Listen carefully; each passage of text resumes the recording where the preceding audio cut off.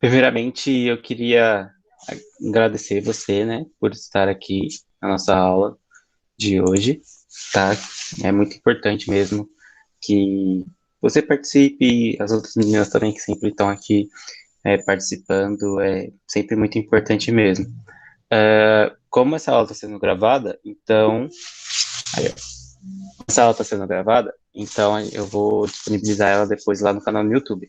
Eu vou mandar para vocês aqui para vocês se inscreverem lá, tá? Peraí, rapidinho. Vou pegar aqui o canal no YouTube para mandar para vocês aqui no chat. Aí vocês clicam e se inscrevam no canal. Todas as aulas de história do oitavo ano já tá disponível lá, tá? Aí vocês. Oi, boa tarde, Yasmin, tudo bem? Aí vocês assistem lá, tá? Deixa eu mandar aqui para vocês no chat. Belezinha? Aí tá esse link aí, depois vocês deem uma olhada lá. Dá até vontade de fazer da aula assim, porque tá frio demais. Tá frio demais, dá vontade de dar aula assim, de touca, porque tá muito frio. Ah, eu tô. Como que eu tô? Eu tô com bastante frio, muito frio. Isso é uma realidade. Muito frio mesmo. Vou até fechar minha blusa aqui, porque tá. E vocês estão com frio, gente? Nossa, tá demais, né? Eu não vou dar aula de touca, mas tá frio demais. Enfim, vamos lá. Bom, dá aula. Estão conseguindo me ouvir bem? Aqui eu tô editando aqui. Sim, né? Então vamos lá, vou dar aula de touca mesmo, porque tá muito frio. Então o que acontece? Na última aula, a gente estava falando um pouquinho sobre Revolução Francesa e a gente viu mais ou menos até a parte da, da Assembleia Nacional, né? Não, da queda da Bastilha, certo? Acho que foi isso, né? Que a gente viu até na última aula. Deixa eu apresentar minha tela aqui para vocês. Cadê? Apresentar a tela. Aqui. Achei.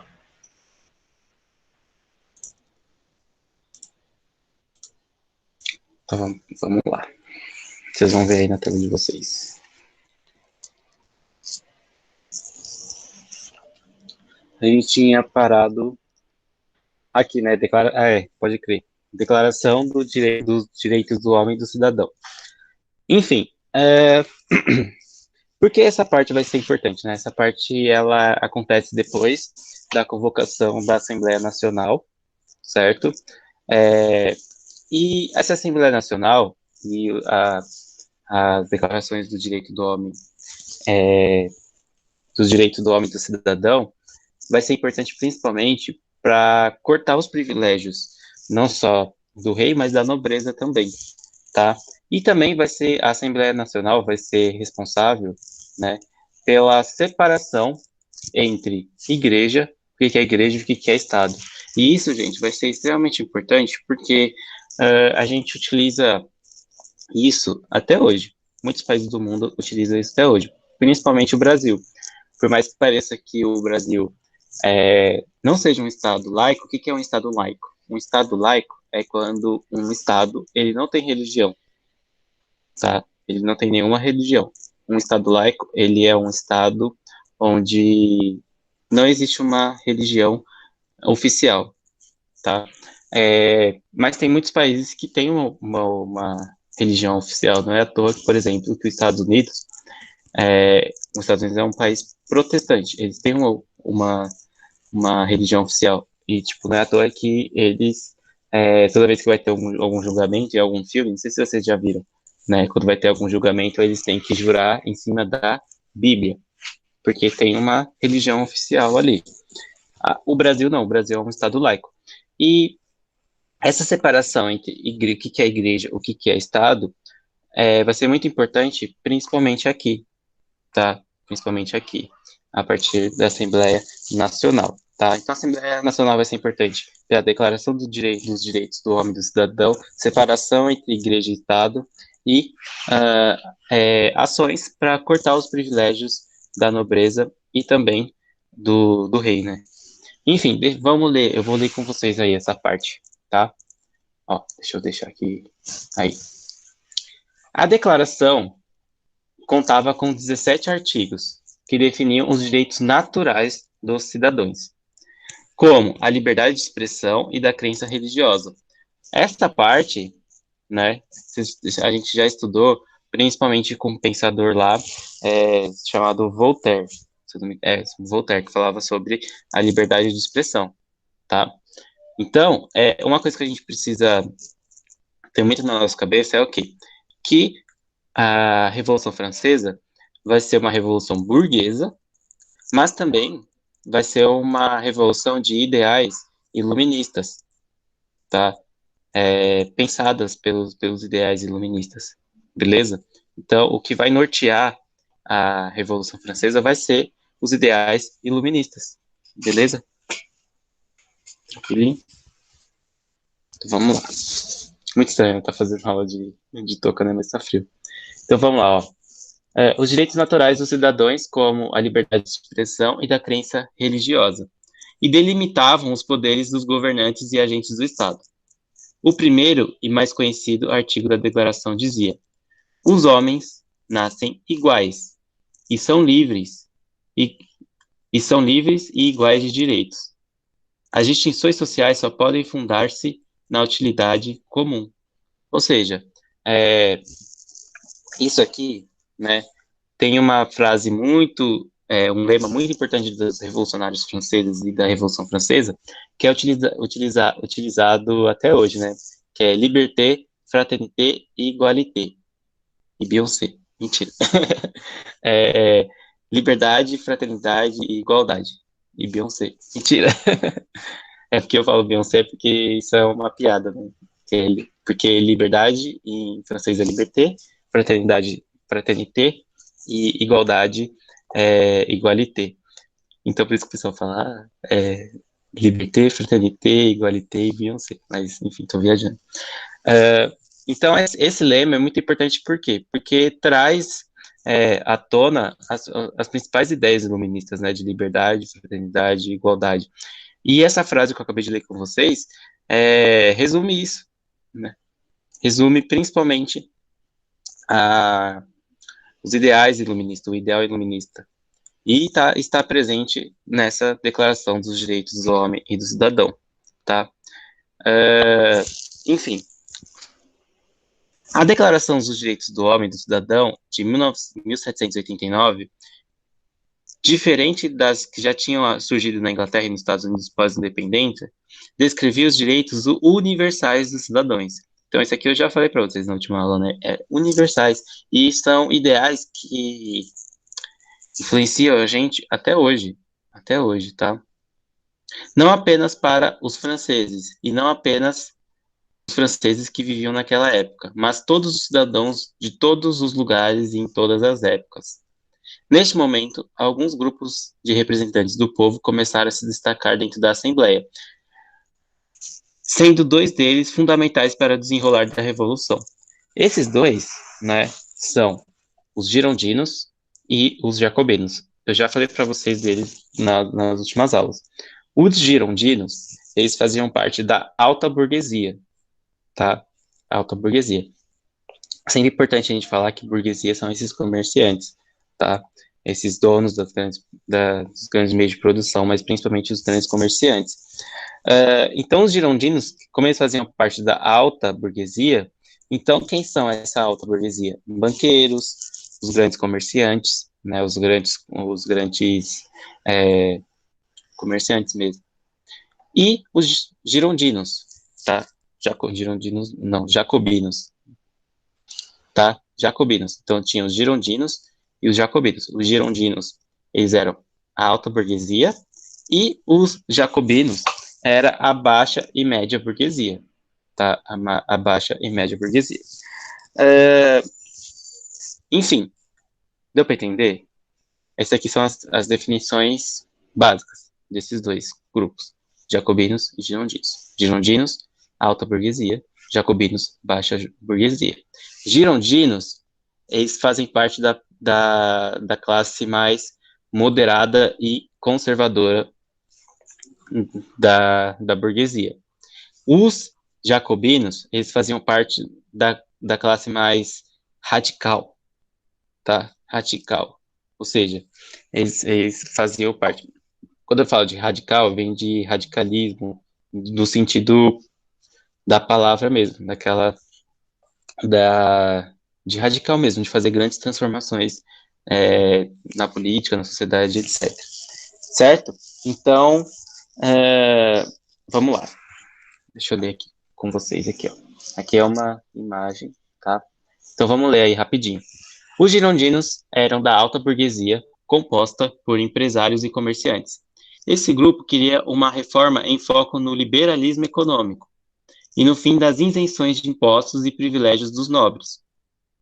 Eram conhecidos pela moderação nas pautas que defendiam, contrários ao uso de violência e defensores da monarquia constitucional. Tá, aqui tem uma monarquia constitucional. Monarquia constitucional é quando o rei, ele ainda é rei, só que ele não vai ter todos os direitos políticos dele. Por exemplo, mais ou menos o que acontece na Inglaterra. Existe a rainha da Inglaterra, mas não é bem a rainha da Inglaterra que manda na Inglaterra, né? Que faz tudo na Inglaterra, que manda em tudo na Inglaterra. É o parlamento. Principalmente o equivalente ao presidente na Inglaterra é o primeiro-ministro. Tá? Então é o parlamento que toma as decisões na Inglaterra. Isso significa o quê? Uma monarquia constitucional. E era o que os girondinos queriam. E os jacobinos? Os jacobinos, por sua vez, eram a baixa burguesia, como eu falei para vocês. Esse grupo era formado principalmente por intelectuais, advogados, trabalhadores da justiça e médicos. Os jacobinos eram considerados mais radicais e queriam uma revolução mais profunda, como eu falei para vocês, com reformas econômicas e fiscais, mas também políticas. Porque, ó, do jeito que a gente viu lá com os girondinos, eles queriam uma monarquia constitucional, ou seja, eles queriam uma manutenção da monarquia ainda, né? Os jacobinos já não. Ó, mas também políticas, sendo que alguns deles defendiam a erradicação total da monarquia constitucional que se instaurou, para criar um regime republicano. Girondinos se sentavam à direita da Assembleia e os jacobinos à esquerda. Essa divisão foi a origem do que definimos hoje como esquerda e direita. Então, o que é esquerda e direita, o bendito esquerda e direita que todo mundo fala hoje em dia? Surgiu aqui, tá?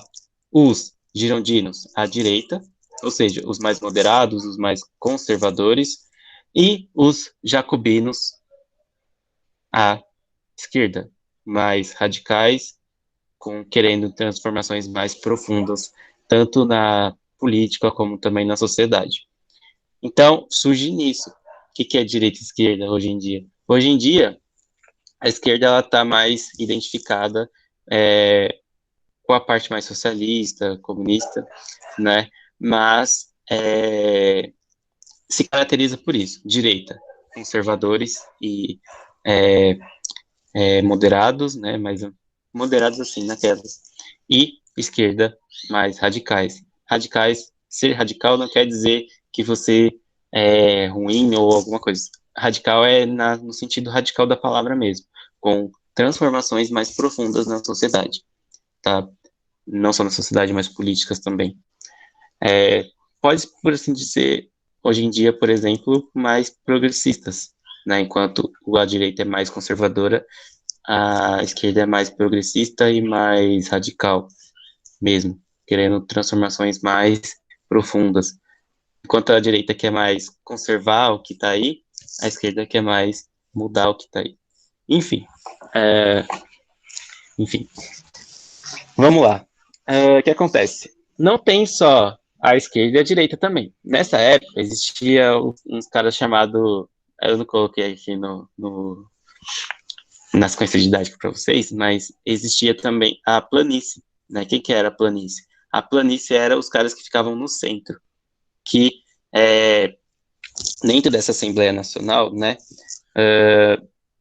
Dentro dessa Assembleia Nacional e também da monarquia constitucional, eles ficavam em cima do muro.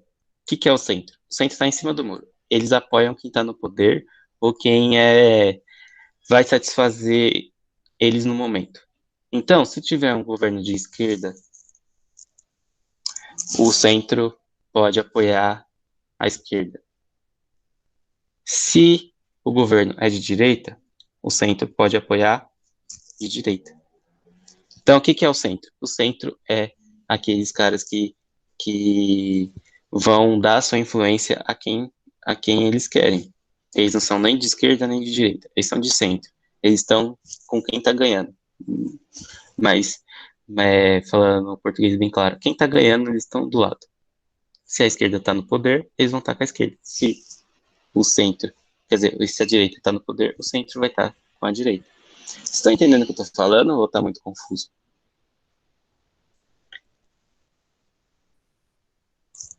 Tá, sim. Entendi, sim. Entendeu? Ah, então de boa. É porque essa parte é importante a gente entender, porque a política atualmente ela está meio que configurada nesse tipo, né? Nessas três esferas. Hoje em dia tem, tem mais subdivisões, né? Na época era só tinha essas três divisões mesmo: centro, esquerda e direita. Direita, esquerda e centro. Hoje em dia, já tem mais subdivisões, né? Hoje em dia, por exemplo, tem extrema esquerda, extrema direita, extrema direita, extrema esquerda, centro-esquerda e centro-direita e centro. Então, hoje em dia tem mais subdivisões entre esses três. Mas é muito importante entender basicamente isso. Os jacobinos, a parte mais radical, esquerda, por que é assim? Porque se sentavam à esquerda da Assembleia. E os girondinos, direita, por conta que eles se sentavam à direita da Assembleia. E os girondinos, eles eram a alta burguesia, grandes comerciantes, etc., mais moderados e mais conservadores, e a esquerda, mais radical, querendo transformações mais profundas na sociedade. E um pouquinho mais progressista, mas assim, progressista naquelas, né? Como a gente vai ver aqui no, na Revolução Francesa. Aqui, esquerda da Revolução Francesa é diferente do conceito de esquerda que a gente tem hoje, como eu falei para vocês, tá? Mas ainda assim, esquerda se caracteriza por ser um pouquinho mais radical, no sentido de ser mais, querer mais transformações, querer mais transformações mais profundas na sociedade, tá? Bom, vamos para frente aí. Revolução Francesa contra a Igreja, como eu falei, a separação entre Igreja e Estado, essa parte é muito importante. Uma das primeiras ações dos deputados da Assembleia Constituinte contra a Igreja Católica foi confiscar e nacionalizar as terras do clero, que equivaliam a 20% do território francês, e transformar os padres em funcionários do Estado francês, submissos às decisões da Assembleia e com dever de prestar juramento de fidelidade ao rei, à França e à lei. Mas os revolucionários não queriam apenas combater o poder político e econômico da Igreja, e sim erradicar qualquer resquício da tradição católica do país. Foram utilizadas mudanças profundas, entre elas a substituição do calendário gregoriano por um calendário revolucionário. Eu vou até mostrar para vocês esse calendário, tá? Porque nesse calendário, né, deixa eu ler aqui para ver se vocês terminam de falar, ó, em que os meses eram definidos com base nas estações do ano, e que o ano 1 era o ano de 1793, o ano de nascimento da República Francesa. Os domingos também foram abolidos por serem dias destinados à adoração cristã. Não só os domingos vão ser retirados do calendário, como também todos os feriados católicos. Tá? Eu vou até mostrar para vocês aqui, deixa eu mostrar para vocês o calendário revolucionário francês. Deixa eu mostrar para vocês aqui.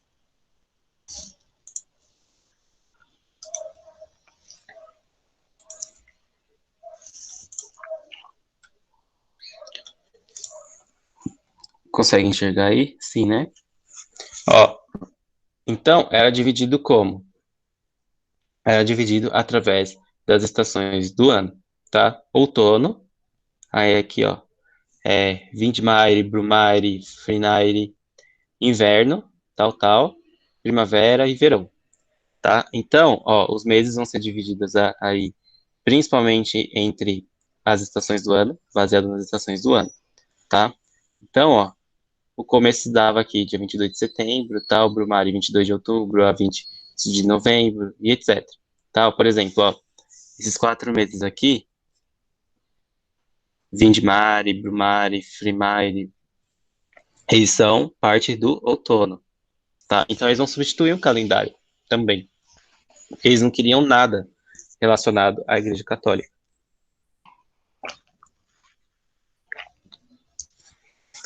tá? Então, e vai ter até alguns marcos da Revolução Francesa que vai ficar conhecido também por uma data desse calendário, né? Por exemplo, eu vou falar mais tarde. O nono termidor, né? Termidor, cadê aqui? Tá vendo? Ó, termidor, 19 de julho a 17 de agosto. O nono termidor vai ser no nono dia do mês de termidor, né? Que vai se dar por conta da, do golpe dos girondinos, né? Contra o período do terror que vai ser comandado pelos girondinos, que a gente já vai ver mais já já. Enfim, então é esse aqui, tá, gente? Voltando para cá.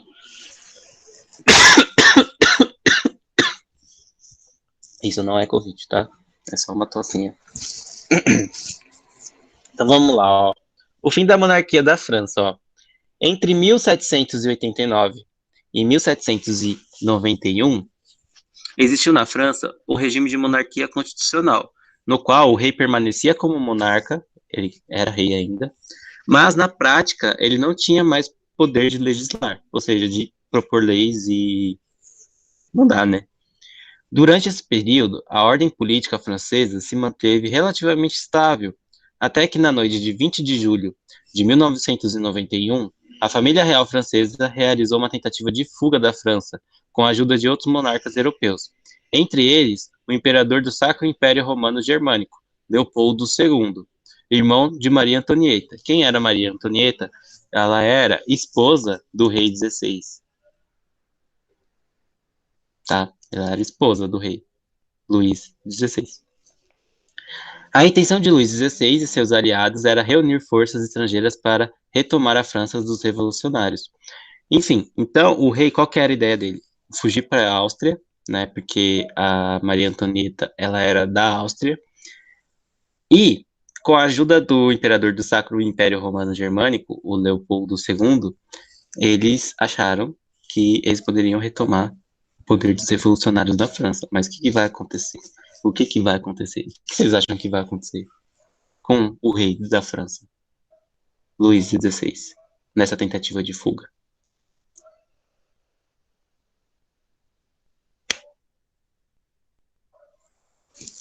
Será que vai acontecer alguma coisa com ele? Vai.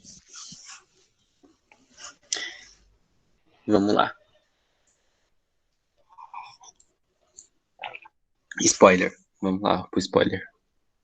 O plano não funcionou e os fugitivos foram descobertos durante a viagem e enviados novamente para Paris.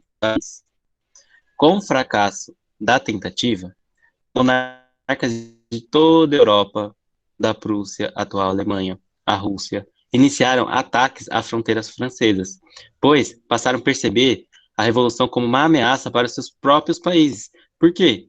Porque eles também eram monarquias. Os países também eram monarquias. A maioria dos países ali eram monarquias. Então eles estavam em choque, estavam com medo para os seus próprios países, se elas se mostrassem vitoriosas na França.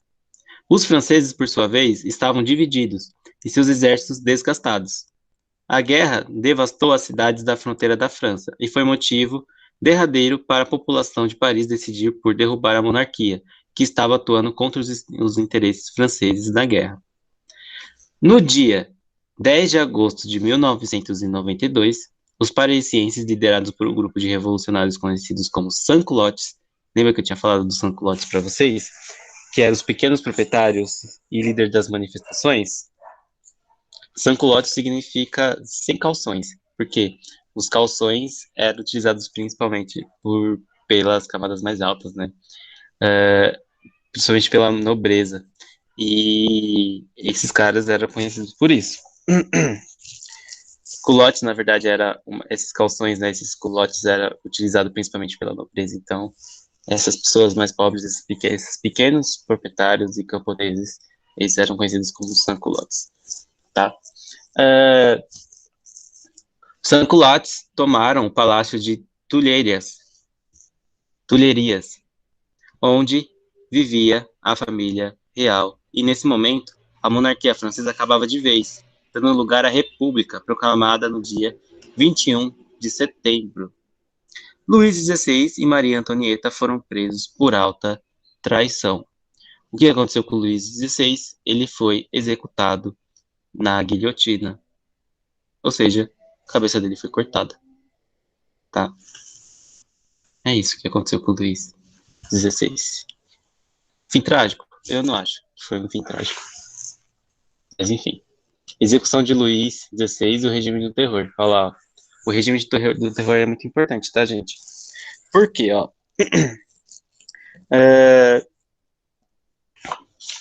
Vamos lá.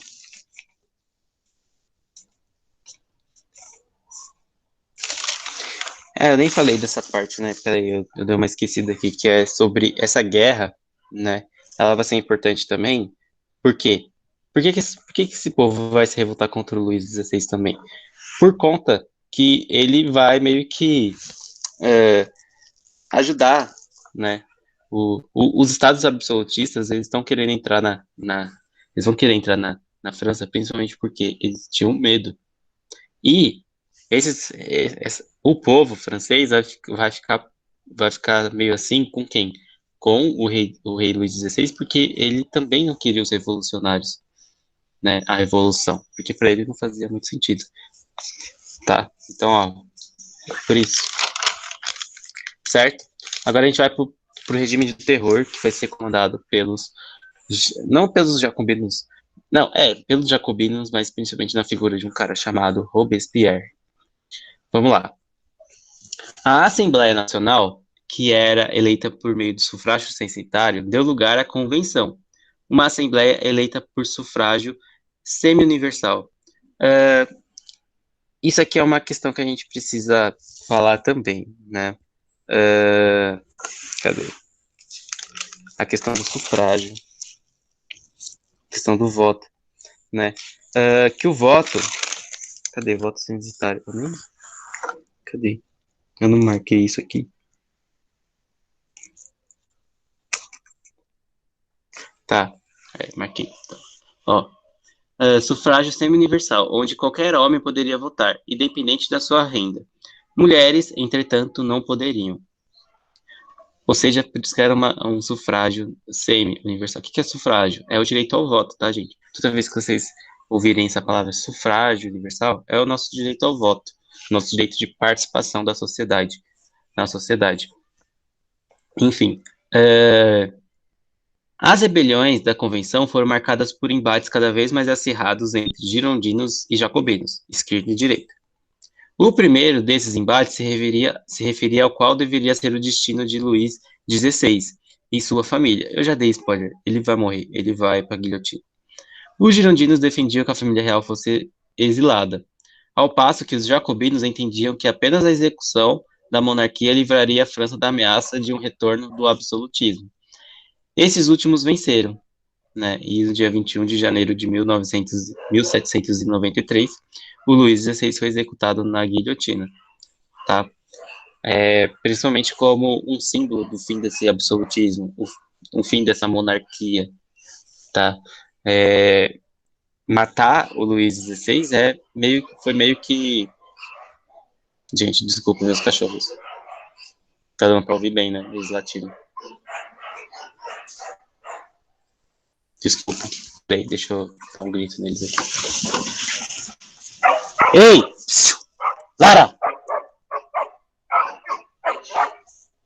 Lara! Peraí. Vou prender meus cachorros aqui, senão eles não vão parar de latir, tá? É um minutinho. Entra agora! Entra!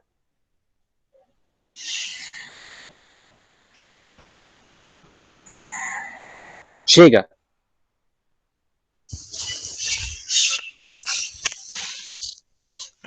Voltei.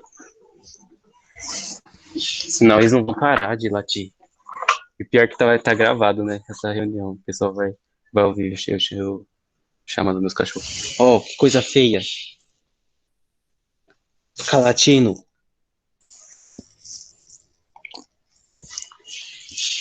Desculpem, gente. Mil desculpas, tá? Mil desculpas mesmo. Por vocês terem ouvido isso.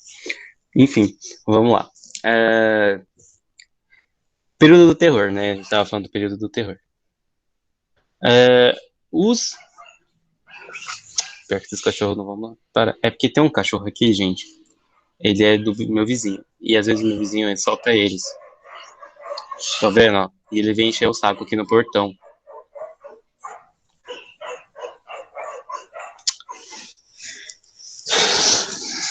Pior que não tem ninguém em casa, eu tô sozinho. Ó, se vocês ouvirem muito batido, ignorem, tá? Desculpem. É porque meus cachorros estão hoje. É porque esse cachorro vem encher o saco no portão, aí meus cachorros ficam loucos, querendo pegar ele. Enfim, vamos lá. O Robespierre, né, líder dos jacobinos, ele vai comandar aí, né, para tentar estabilizar a situação política, a tensão política, porque pensa, eles mataram o rei, né, eles colocaram o rei na guilhotina, então eles precisavam, de alguma maneira, estabilizar a política, né, e o Robespierre, ele vai se utilizar do medo da situação política e tal, para tentar controlar as massas e tentar controlar a política também. Ele não só vai tentar controlar, porque como ele vai controlar durante um tempo, tá? Vamos ler aí, ó. Os conflitos entre os jacobinos e girondinos não cessaram nesse ponto. Na verdade, eles se intensificaram. Os girondinos estavam com medo das proporções que a revolução e que os movimentos populares, como os sans-culottes, estavam tomando, e pediram o fim da revolução, uma vez que haviam alcançado suas reivindicações pela liberdade econômica e o fim da aristocracia. Mas os jacobinos acreditavam no fortalecimento desses movimentos populares. Era que o fortalecimento desses movimentos populares era essencial para que a revolução profunda ocorresse. O auge desse conflito foi a prisão de boa parte dos deputados girondinos em junho de 1793. Então, ó, lembra que eu falei? Os girondinos, eles não queriam nem que matasse um rei, né? Eles queriam uma manutenção da monarquia constitucional. Então, eles já estavam meio que em choque do que, pelas proporções daquilo que o que aquilo poderia chegar, né? Já os jacobinos queriam uma transformação mais profunda mesmo, mais profunda da sociedade, principalmente fortalecendo esses movimentos populares. E o que vai acontecer? O auge desse conflito vai ser a prisão de boa parte dos deputados girondinos, tá? E esse golpe de Estado, né? Esse golpe de Estado deu início ao regime de terror da França, tá? E desencadeou uma guerra civil por todo o país. O que é uma guerra civil? Guerra civil é quando pessoas do mesmo país entram em guerra. É tipo assim, o que seria uma guerra civil no Brasil atualmente? Seria tipo o Brasil inteiro entrando em guerra entre nós mesmos, sabe? Isso é uma guerra civil. É um país quando um país entra em guerra com ele mesmo.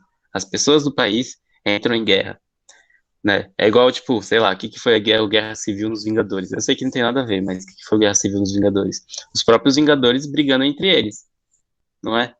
Isso foi a guerra civil. É a mesma, quase praticamente a mesma lógica aqui. É quando um país inteiro entra em guerra entre eles mesmos. Foi instaurado pelos deputados jacobinos, nesse momento, um comitê de salvação nacional, que se utilizava do terrorismo de Estado para conter as manifestações e insurreições e praticar execuções em massa por todo o país. Entre 30 e 50 mil pessoas foram mortas nesse período. Nesse período do regime do terror, né, o que vai acontecer? O Robespierre, ele vai perseguir principalmente os opositores, não só da revolução, como também os opositores do governo deles. Então, o que vai acontecer nesse momento?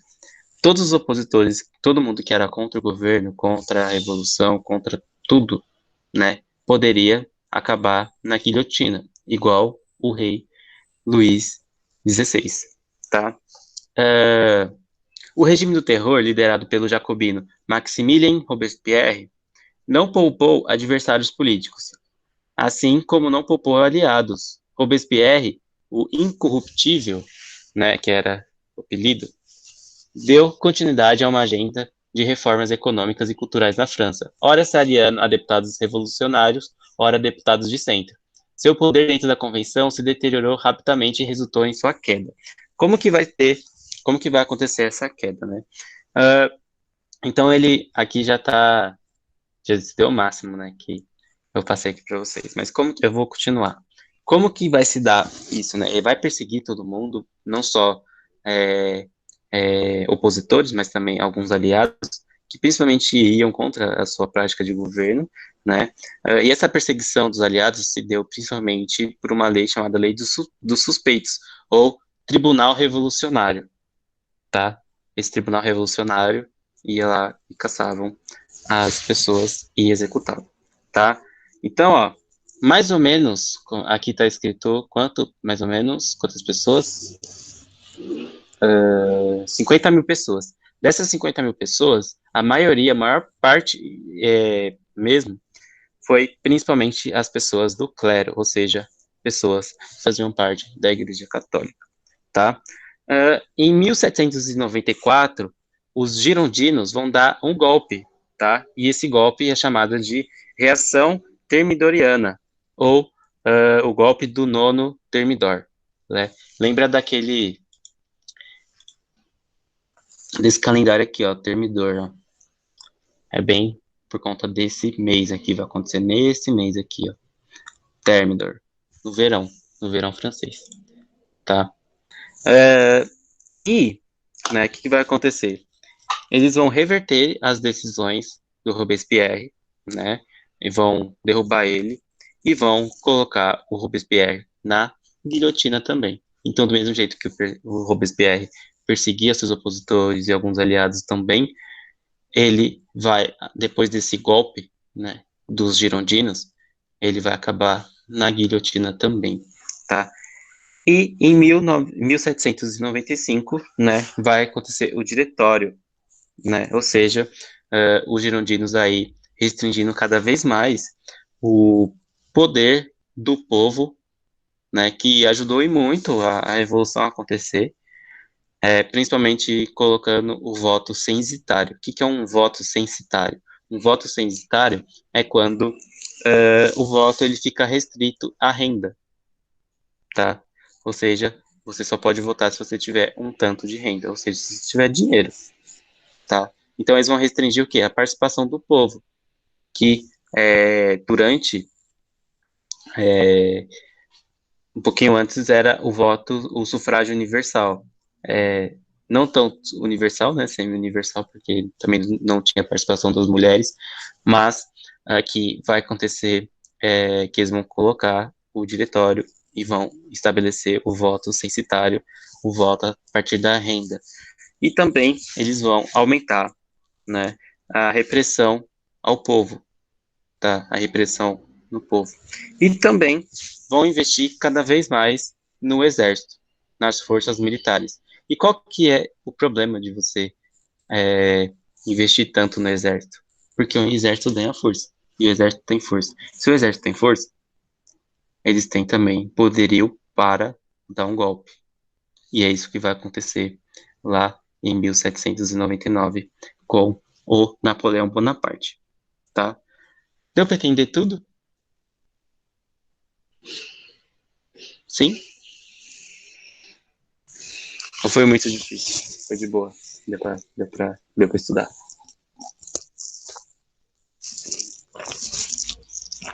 Sim. Então, gente, ó, é, eu falei de Revolução Francesa. Eu resumi o máximo que eu consegui, assim, para passar em 2 aulas, porque é muita coisa mesmo, tá? Aqui tem alguns vídeos muito bons que eu coloquei aqui, ó, tá vendo? Eu coloquei alguns vídeos muito bons que tem no YouTube, também se vocês quiserem assistir. É até mais rápida do que a duração dessa aula que eu tô dando para vocês. Assistam, né? É muito importante. A Revolução Francesa talvez seja uma dos marcos mais importantes aí da história, né? Principalmente da nossa história recente, porque é o marco entre o fim da Idade Moderna e o começo da Idade Contemporânea, porque tudo que aconteceu na Revolução Francesa, a maior parte vai ajudar a configurar o mundo todo depois. O mundo inteiro vai sofrer as influências da Revolução Francesa, principalmente o Brasil. Tá? Vai ter muitos ideais iluministas no Brasil também, tá? E que vai dar origem a algumas revoltas e alguns movimentos aqui no Brasil também, principalmente na época da colônia, tá? E que a gente vai estudar depois. Então, ó, eu vou pontuar aqui com vocês rapidinho os principais não só contribuições, mas também pontos, né, as principais consequências da Revolução Francesa. Primeiro, controle da burguesia. Mesmo depois que os jacobinos saírem do poder com Robespierre, quem vai retomar o poder na França vai ser os girondinos, ou seja, a burguesia vai começar a controlar o poder na França. Se, antes da Revolução Francesa, quem controlava o poder na França era o absolutismo, ou seja, o rei absoluto, rei Luís XVI, aqui agora vai ser a burguesia que vai tomar esse poder, tá? Ou seja, quando a gente fala de Revolução Francesa, a gente precisa falar que foi uma revolução burguesa, dos burgueses, tá? Acumulação de capital, mais propriedade privada, mais vida não, mas mais liberdade de expressão, né? E a transição, a queda do absolutismo, né? E essa transição aí de uma época mais absolutista para uma época já em crescimento. E a popularização da República, né? Como eu coloquei aqui. Certo? Tranquilinho? Gente, eu queria fazer um tutorialzinho rapidinho com vocês. Eu sei que eu já fiz isso com vocês já, mas eu queria fazer de novo, porque é muito importante. Não sei se vocês já fizeram, mas o que acontece? Espera aí. O que acontece? Deixa eu compartilhar isso aqui. A plataforma CAED. Não sei se eu falei isso na última aula, né? Eu vou falar aqui de novo para vocês. Por quê? Vocês estão vendo aí? Parece eu estou utilizando meu computador de forma mobile. Ó, computador mobile. Essa aqui é bom. Ó, eu vou mostrar para vocês rapidinho de novo. Eu vou entrar na conta do meu irmão, tá? Não falem para ele que eu vou entrar na conta dele. Mentira, ele sabe que eu tô rodando. Por quê? Porque meu irmão tá no segundo ano do ensino médio, tá? Aqui tá o nome dele. Mas enfim, eu vou utilizar aqui para mostrar para vocês como faz para acessar a plataforma CAED, para vocês fazerem as atividades, as avaliações que tem lá, tá? Ó, vocês vão entrar aqui nesses 3 pontinhos, clicar aqui em pedagógico e plataforma CAED. Eu estou usando esse layout por conta do que muito provavelmente vocês vão usar aí o celular, né, para fazer. Então, ó, vai aparecer essa tela aqui, plataforma CAED. Aí vocês vão clicar onde? Em avaliações e sequências digitais. Clicou aqui, vai abrir aqui as atividades, tá?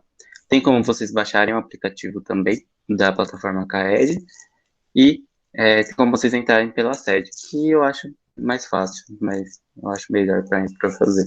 Aí, por exemplo, ó, ciências humanas, vocês vão clicar em entrar, iniciar, aí vai carregar o caderno, né? E vai ter aqui a atividade para vocês fazerem. O do meu irmão tá diferente porque ele é do segundo ano do ensino médio, mas vai aparecer aqui, tá? É muito importante que vocês façam a plataforma Kaed, beleza? Belezinha? É isso, gente. É isso que eu queria mostrar pra vocês. Eu já mostrei isso na última aula pra vocês, mas eu queria mostrar de novo. Principalmente para vocês, só para lembrar, porque tem pouco, se não me engano, tem poucos dias aí para vocês fazerem. Então, dê uma olhada lá para fazer, por gentileza. E também as do centro de mídias, que eu já mostrei para vocês também na última aula, então eu não vou passar de novo, só avisando vocês, tá? Eu mandei aqui também o link do canal do YouTube, ó. Tem os vídeos aqui, tem até a última aula que eu dei aula para vocês, né, sobre a primeira parte da Revolução Francesa, tá? E se possível, gente, se vocês conhecerem alguém da sala de vocês e tal, se vocês conhecerem pessoal de outros oitavos também, podem mandar esse link, pode mandar o canal para eles também, que eles podem assistir, tá? Enfim, é isso. A nossa aula foi essa. Voltei aqui só para eu. E eu queria agradecer muito vocês por terem participado, por terem vindo até aqui, né? E muito obrigado mesmo, muito obrigado mesmo. E, por favor, não se esqueçam de fazer as atividades lá na plataforma CAED, tá? E se possível, para ajudar nós, professores e também a direção, avisem também alguns amigos de vocês, se vocês conhecerem pessoas da mesma sala de vocês, ou de outras salas também, para realizarem essa atividade, porque é muito, muito, muito importante que vocês façam mesmo, tá? A nossa aula foi essa. Muito obrigado mesmo. Alguém tem alguma dúvida? Alguém quer falar alguma coisa?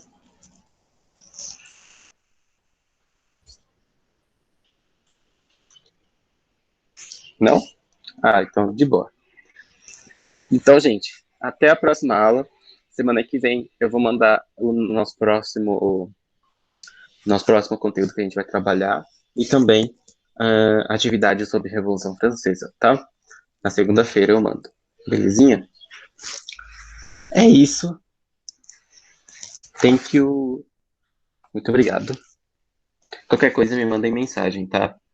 Se vocês não conseguirem entrar na plataforma CAED, na sede, etc., esqueci a senha, pode mandar mensagem que eu vou tentar te ajudar vocês. Beleza? É isso aí, gente.